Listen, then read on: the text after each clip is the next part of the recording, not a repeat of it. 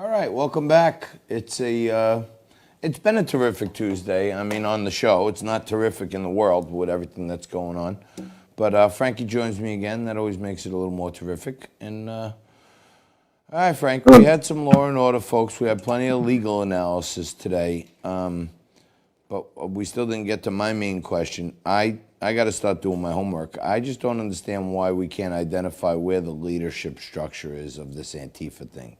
Well, I mean, Antifa, they're an anarchist group. So anarchists are they're against any sort of structure, any sort of thing that resembles hierarchy. So, Antifa, it's a contradiction or a contraction of the phrase anti-fascist. Yeah. They don't have a leader. They don't have a defined structure. They don't have membership roles. They're more of a movement of activists whose followers all share a similar philosophy and tactics. Yeah, I understand that, but it's to me, it's way too coordinated, and there has to be some, even decentralized leadership group that is putting the orders out there. You can't.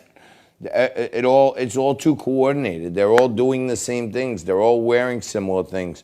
I was looking at a picture last night, a big, wide crowd shot, and almost everyone in the shot, if you look, I'll send it to you after, but almost everyone in the shot has something black on. And then if you look in the crowd, dispersed through the crowd, there are a bunch of people with red on, red jackets. It's the only color that stands out, red sweatshirt, red jacket. And I have a feeling those are like some maybe group leaders or something that they identify themselves with red. And then, I don't know if this is one of those conspiracy theories, but somebody posted a photo, a few people posted them on Facebook, showing different people where they had like a little earpiece like we have, like sticking out of the back of their bandana. Some people are alleging that it's a way more coordinated than we think. Well, you may be right. You can bet that now that the president has declared them a terrorist group, the full force and scope of the Justice Department is going to be fixated on them. So I think we'll be getting a lot of the answers to a lot of these questions. Now, today's Blackout Tuesday, John. A lot of people are posting just black imagery, a black square on all their social media posts. Even apparently one of the first daughters, Tiffany Trump, took to Instagram and put up a blackout on her Instagram. So dozens of Facebook employees this has nothing to do with Black Lives Matter, but on a somewhat related note, dozens of Facebook employees who were upset over the website's inaction on posts by Donald Trump, they staged a virtual walkout yesterday because while Twitter, as we know, began flagging some of the president's tweets, Facebook CEO Mark Zuckerberg, he didn't want any part of that. He said it's not his company's role to challenge Facebook posts. So this has led to a whole bunch of Facebook employees working from home, and they are participating in this virtual walkout, which basically, as best I can tell, just means they stopped working for the day. So in the last segment every day, Frank usually corrects any mistakes I made in the show. That's why we call it WTF, What's the Facts? Anything to report today, or was I okay?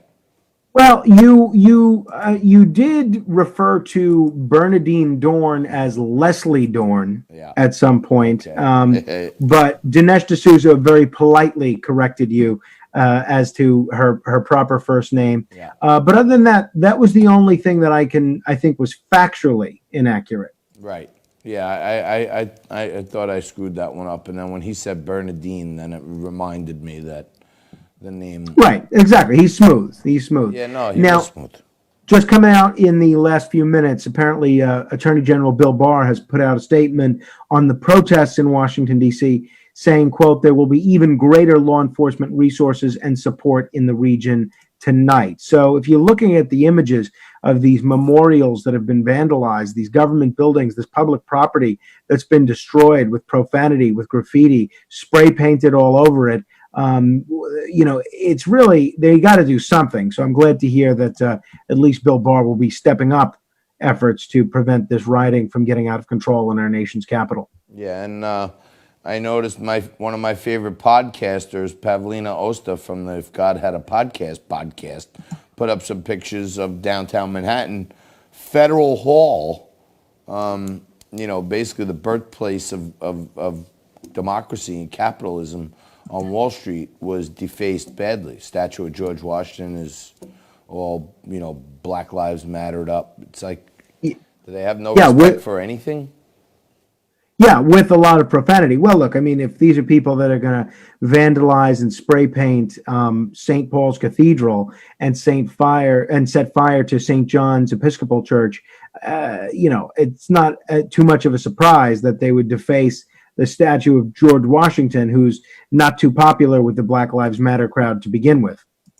Yeah, I would imagine that, but I just, I don't know. I don't get it. I guess we were raised differently, Frankie. I was talking to somebody today. It was, just railing about the generation of kids that are out there.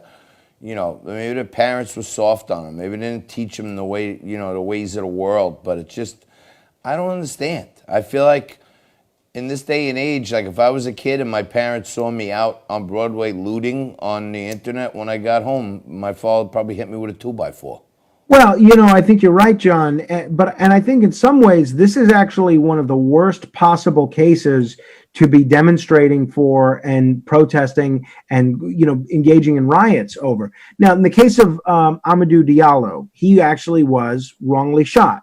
In the case of Eric Garner, you could make a case that he was, wrongfully killed. In the case of a lot of other instances, Michael Brown, Trayvon Martin, we really don't know what happened.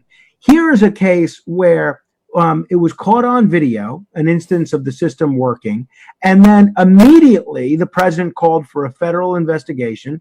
Almost immediately, the law enforcement authorities arrested the police officer that was responsible here and charged him with murder. And yet there's nobody, not on the right, not on the left, not in the law enforcement community, not in the private sector. There's nobody sitting there saying Officer Chauvin shouldn't be charged with murder. I see people on the left and on the right ready to throw the book at this guy. It's so ironic to me that on a case that's so clear cut where everybody seems to agree, that's the case that you see rioting from coast to coast over. Makes no sense to me. Right. What you would want to happen, a lot of times the justice isn't as fast as it should be, but this time it was. And I don't understand what they sparked, but we're going to keep looking into it. We're going to check into it even more. Tomorrow, haircuts, manicures, pedicures, everything you want and more on Woman Wednesday, right here. Tune in, same bat time, same bat channel, Liquid Lunch.